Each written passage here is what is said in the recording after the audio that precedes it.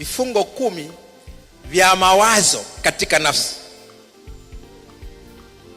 Vifungo 10 vya mawazo katika nafsi. Kuna vifungo vya mawazo katika nafsi.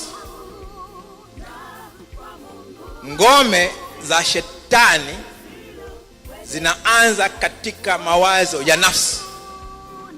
Na wewe uliyeko hapa tu, nitakapokuwa na vitaja, wewe utakuwa ndio shahidi kwamba je, uko salama, uko huru, au uko kwenye changamoto hiyo.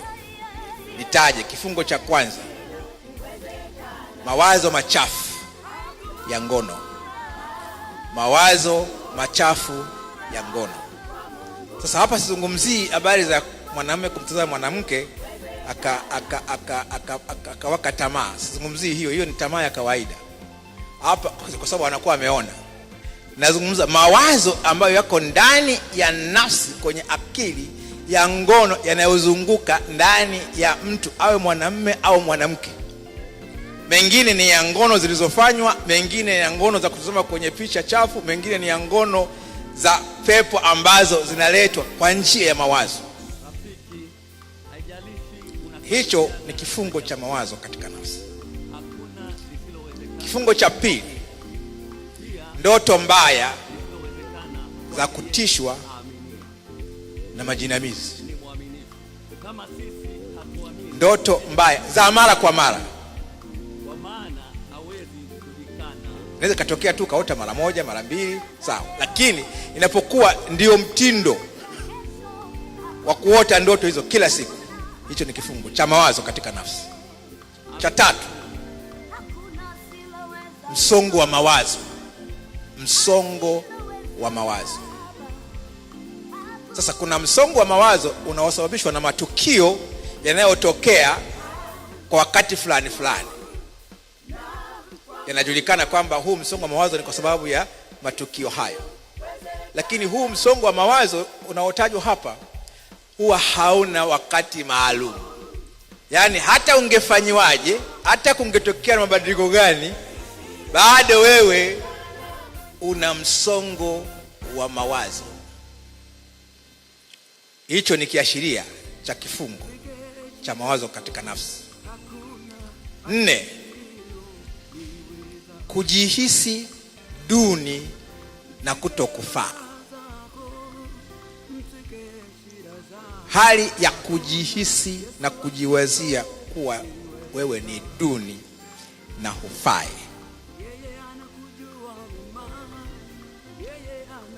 Sio kwamba umeambiwa, ila wewe tu ndio unajiona hufai, duni, ni wa ovyo tu, mimi hamna kitu, sina maana. Kujisikia duni na kutokufaa. 5, kuhisi kukataliwa. Kuhisi kukataliwa. Hujakataliwa, isipokuwa tu hisia ndani yako za kukataliwa ndio zinakupa tafsiri kwamba unakataliwa.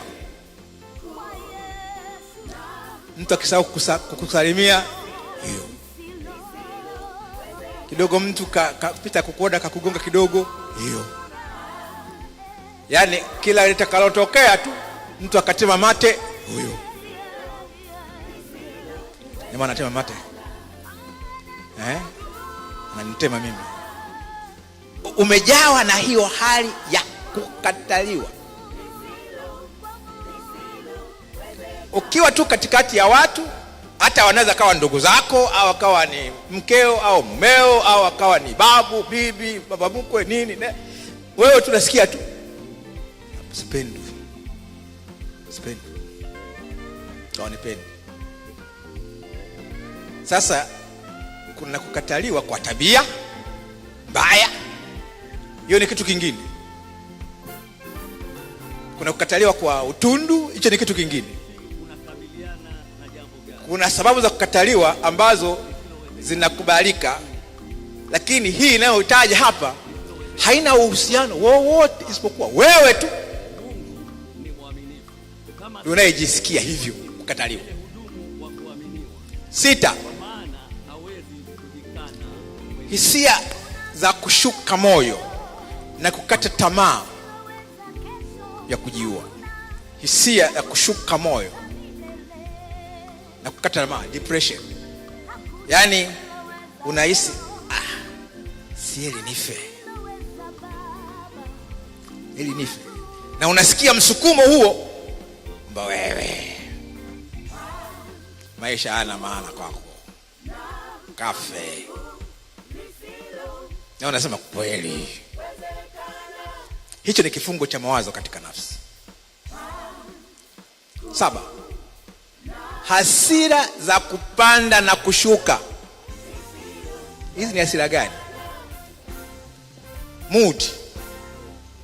Yani wewe tu bila sababu yoyote tu, from nowhere tayari umeshaumuka, baadaye umetulia. Sasa tuache akina mama ambao zinatokea hizo kutokana na maumbile, sio ikatokea kwa sababu kwamba na mimi hapa nina pepo. Hapana, hizo zinajulikana. Hapa zinazozungumzia ni hasira za papo kwa papo, kitu kidogo tu ndio sawa. Haya, hivyo hasira za kupanda na kushuka. Ya 8 ni kujawa na shuku mbaya dhidi ya watu. Kujawa na shuku mbaya dhidi ya watu. Hii ni tofauti kati ya kushuku watu wasio na nia njema, watu wahalifu. Hii shuku sio inayozungumziwa hapa ni kuwadhania watu wengine vibaya bila sababu, na hayo mawazo yanakuwa yako ndani yako ya kuwazia wengine vibaya. Haya, tunaendelea kufanya tathmini. 9, hisia za kinyongo na visasi. Hisia za kinyongo na visasi. Ukitendewa jambo unatamani yeye ipate, na akifanikiwa unasikia vibaya. Hisia za kinyongo na visasi. 10, hisia za aibu iliyopitiliza mbele za watu. Hisia za aibu iliyopitiliza mbele za watu. Kuona aibu ni sehemu ya maumbile ya mtu. Wote hapo ndani tumevaa nguo, kwa sababu sehemu kubwa ya kuvaa nguo ni kuficha nini? Aibu, kufunika aibu. Lakini aibu zilizopitiliza ni uweze kuangalia mtu mara mbili, tazama tu na inama, mwangalia, angalia pembeni. Yani unatafuta kwa namna hiyo. Sasa kwanza hutaki kuwa karibu na watu, na hata ukiwa karibu nao hutaki wazungumza habari zinazokuhusu wewe, au ukiulizwa kutoa maoni